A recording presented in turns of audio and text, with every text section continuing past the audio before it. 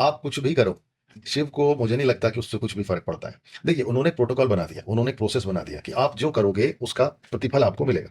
आप अच्छे काम करोगे आपको अच्छा मिलेगा, बुरे काम करोगे आपको बुरा मिलेगा। एक डाकू भी अगर रोज जाके शिवलिंग पे जल चढ़ा के और प्रार्थना करके और आप उम्मीद बना के निकलता है, शिव से मांग के निकलता है, तो उसकी डकैती सफल होगी। शिव तो उसे भी तथास्तु कहेंगे। वहीं एक इंस्पेक्टर निकल रहा है कि आज मुझे उसे पकड़ना है, मेरी पदोन्नति रुकी हुई है या मुझे कुछ करना है, तो उसकी भी इच्छा सफल होगी। शिव ने तो तथास्तु, आपने उनसे प्रार्थना की, वो प्रार्थना अच्छी है बुरी, इससे महादेव को मतलब नहीं है। उन्हें तथास्तु करना आता है, क्योंकि अंततोगत्वा उस कर्म का जो प्रतिफल प्राप्त होगा वो तो आप ही भुगतने वाले हैं।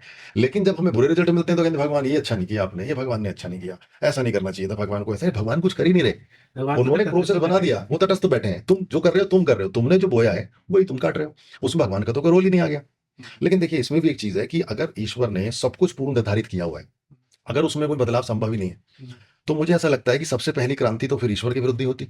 मानव खड़ा हो जाता कि जब आपका कोई रोल ही नहीं है, आप कुछ कर ही नहीं सकते, तो मैं क्यों पूछूं, मैं क्यों जाऊं तीर्थों में, क्यों मैं अपना टाइम खराब करूं। तो इसमें भी उन्होंने उस फॉर्मेट में भी एक इलास्टिसिटी छोड़ दी कि यदि सब कुछ करने के बाद भी आप पूर्ण सरेंडर हो जाते हो, आप आत्मसमर्पण कर देते हो, पूर्ण रूप से भक्ति, नवदा भक्ति में किसी भी भक्ति का आप आलंबन लेके यदि उनकी पूजा करते हो, तो उस करुण पुकार को ईश्वर कभी अनदेखा नहीं करते।